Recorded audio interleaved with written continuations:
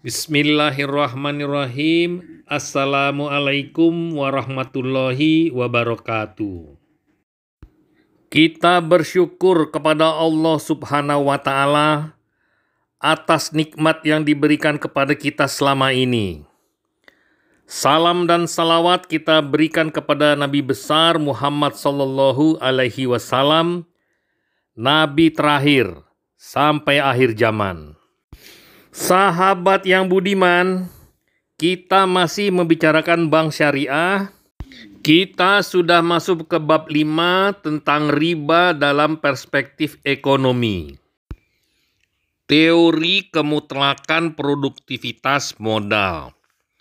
Beberapa ahli ekonomi menekankan fungsi modal dalam produksi. Menurut pandangan tersebut, modal adalah produktif dengan sendirinya. Modal dianggap mempunyai daya untuk menghasilkan barang lebih banyak daripada yang dapat dihasilkan tanpa modal itu. Modal dipandang mempunyai daya untuk menghasilkan nilai tambah. Dengan demikian, pemberi pinjaman layak untuk mendapatkan imbalan bunga. Akan tetapi, benarkah modal selalu produktif? Kenyataannya, modal menjadi produktif hanya apabila digunakan seseorang untuk bisnis yang dapat mendatangkan keuntungan. Bila digunakan untuk tujuan konsumsi, modal sama sekali tidak produktif. Bila digunakan untuk usaha produksi pun, modal tak selalu menghasilkan nilai tambah. Dalam keadaan ekonomi yang merosot, penanaman modal sering menipiskan keuntungan. Dalam beberapa kasus malah mengubah keuntungan menjadi kerugian. Jika modal dianggap memiliki produktivitas, sebenarnya produktivitas tersebut bergantung pada berbagai faktor lain. Penanaman modal yang dapat mendatangkan banyak keuntungan bergantung pada bagian produksi, riset dan pengembangan, marketing, keuangan, inventory, demikian juga kemampuan, visi, serta pengalaman orang yang menggunakannya. Belum lagi faktor kestabilan ekonomi, sosial, dan politik suatu negara. Faktor-faktor tersebut merupakan syarat bagi penanaman modal yang dapat mendatangkan keuntungan. Apabila persyaratan tersebut tidak terpenuhi, keuntungan yang diharapkan dari penanaman modal tersebut menjadi kerugian. Mungkin saja diakui bahwa modal memang memiliki potensi produktivitas, sehingga pemilik modal layak untuk mendapatkan bagian keuntungan. Akan tetapi, tidak ada cara untuk mengetahui secara tepat dan pasti nilai potensi keuntungan yang adil, baik pada saat stabil maupun krisis. Sungguh tepat firman Allah Subhanahu wa Ta'ala, dan tiada seorang pun yang dapat mengetahui dengan pasti apa yang akan diusahakannya besok, dan tiada seorang pun yang dapat mengetahui di bumi di mana dia akan mati. Quran Surat Luqman ayat 34. Teori nilai uang pada masa mendatang lebih rendah dibanding masa sekarang. Beberapa ahli ekonomi berpendapat bahwa manusia pada dasarnya lebih mengutamakan kehendaknya sekarang dibanding kehendaknya di masa depan. Manusia dianggap akan mengedepankan kepuasan untuk masa sekarang. Kalangan inilah yang menjelaskan fenomena bunga dengan rumusan yang dikenal dengan menurunnya nilai barang di waktu mendatang dibanding dengan nilai barang di waktu kini. Singkatnya, mereka menganggap bunga sebagai agio atau selisih nilai yang diperoleh dari barang-barang pada waktu sekarang terhadap perubahan atau penukaran barang di waktu yang akan datang. Baumbach, pendukung utama pendapat ini, menyebut 3 alasan mengapa nilai barang di waktu mendatang akan berkurang, yaitu sebagai berikut. Pertama, keuntungan di masa yang akan datang diragukan. Hal tersebut disebabkan oleh ketidakpastian peristiwa serta kehidupan manusia yang akan datang. Sedangkan keuntungan masa kini sangat jelas dan pasti. Kedua, kepuasan terhadap kehendak atau keinginan masa kini lebih bernilai bagi manusia daripada kepuasan mereka pada waktu yang akan datang. Pada masa yang akan datang, mungkin saja seseorang tidak mempunyai kehendak semacam sekarang. Ketiga, kenyataannya barang-barang pada waktu kini lebih penting dan berguna. Dengan demikian, barang-barang tersebut mempunyai nilai yang lebih tinggi dibanding dengan barang-barang pada waktu yang akan datang. Alasan-alasan tersebut meyakinkan mereka bahwa keuntungan pasti masa kini jelas diutamakan daripada keuntungan pada masa yang akan datang. Dengan demikian, modal yang dipinjamkan kepada seseorang pada saat sekarang lebih bernilai dibanding uang yang akan dikembalikan beberapa tahun kemudian. Bunga, menurut penganut paham ini, merupakan nilai lebih yang ditambahkan pada modal yang dipinjamkan agar nilai pembayarannya sama dengan nilai modal pinjaman semula.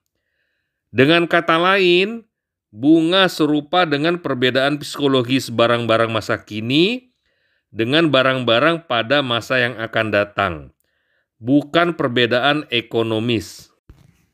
Akan tetapi, paham ini pun bukan tanpa kelemahan. Benarkah manusia menganggap kehendak masa sekarang lebih penting dan berharga daripada keinginan di masa depan? Jika demikian, mengapa banyak orang tidak membelanjakan seluruh pendapatannya sekarang, tetapi menyimpannya untuk keperluan pada masa yang akan datang? Kenyataan menunjukkan bahwa banyak orang menahan keinginannya masa kini demi untuk memenuhi keinginan masa depan, padahal mereka tidak dapat menduga apa yang bakal terjadi pada masa mendatang. Manusia mengupayakan berbagai cara untuk meraih masa depan yang lebih baik, masa depan yang lebih bahagia dan sejahtera. Teramat sedikit fakta seseorang yang sehat sengaja mengejar kebahagiaan hari ini dengan mengorbankan kebahagiaan dan kesejahteraannya pada masa depan. Contoh rumusan penganut teori ini menyebut bahwa 100 juta hari ini adalah sama dengan 125 juta setahun mendatang. Selisih sebesar 25 juta merupakan bunga. Ini berarti 125 juta tahun mendatang mempunyai nilai sama dengan 100 juta tahun ini. Dalam contoh ini ada sesuatu yang salah, yaitu kemutlakan, keharusan, kepastian, tidak boleh tidak, pasti, kudu. Minimal mendapat keuntungan 25 juta. Bagaimana seandainya merugi atau untung, tetapi tidak sebesar 25 juta? Islam sebagai agama yang sistem ekonominya diciptakan bukan oleh manusia, tetapi oleh Allah Subhanahu wa Ta'ala, Tuhannya segenap manusia, termasuk Tuhannya Boem Bawek, mengingatkan kita bahwa teori nilai waktu atas uang sangatlah tidak adil. Secara prinsip, Islam mengakui adanya nilai dan amat berharganya waktu. Oleh karena itu, pertama, banyak sekali sumpah Allah dalam Al-Quran dengan menggunakan waktu, seperti demi masa, demi waktu duha, demi waktu fajar, demi waktu malam, dan lain-lain. Rasulullah Shallallahu Alaihi Wasallam pernah bersabda, waktu itu seperti pedang. Jika kita tidak menggunakannya dengan baik, ia akan memotong kita. Para ulama sepanjang sejarah Islam juga menekankan betapa pentingnya waktu. Sebagai contoh, Sayyid Qutb menyatakan bahwa waktu itu adalah hidup. Sekali lagi, Islam sangat menghargai waktu, tetapi penghargaannya tidak diwujudkan dalam rupiah tertentu atau persentasi bunga tetap. Hal ini karena hasil yang nyata dari optimalisasi waktu itu variabel, bergantung pada jenis usaha, sektor industri, lama usaha, keadaan pasar, stabilitas politik, country risk, produk yang dijual, jaringan pemasaran, termasuk siapa pengelolanya. Oleh karena itu, Islam merealisasikan penghargaan terhadap waktu dalam bentuk kemitraan dan nisbah bagi hasil, yang semua pihak sharing the risk and profit secara bersama. Inflasi. Inflasi secara umum sering dipahami sebagai meningkatnya harga barang secara keseluruhan. Dengan demikian, terjadi penurunan daya beli uang atau decreasing purchasing power of money. Oleh karena itu, menurut penganut paham ini, pengambilan bunga sangatlah logis sebagai kompensasi penurunan daya beli uang selama dipinjamkan. Argumentasi tersebut memang sangat tepat seandainya dalam dunia ekonomi yang terjadi hanyalah inflasi saja, tanpa deflasi atau stabil. Demikian juga, kita tidak boleh menutup kemungkinan bahwa dalam transaksi muamalah syariah seperti bai al-murabahah, bai as-salam, musyarakah, dan mudorobah terdapat keuntungan. Tidak jarang keuntungan yang dihasilkan dari transaksi-transaksi tersebut memiliki nilai return yang melebihi tingkat inflasi. Lebih lanjut, Islam memberikan dorongan untuk melakukan investasi dengan jumlah yang lebih besar dan lebih banyak dari motivasi konvensional.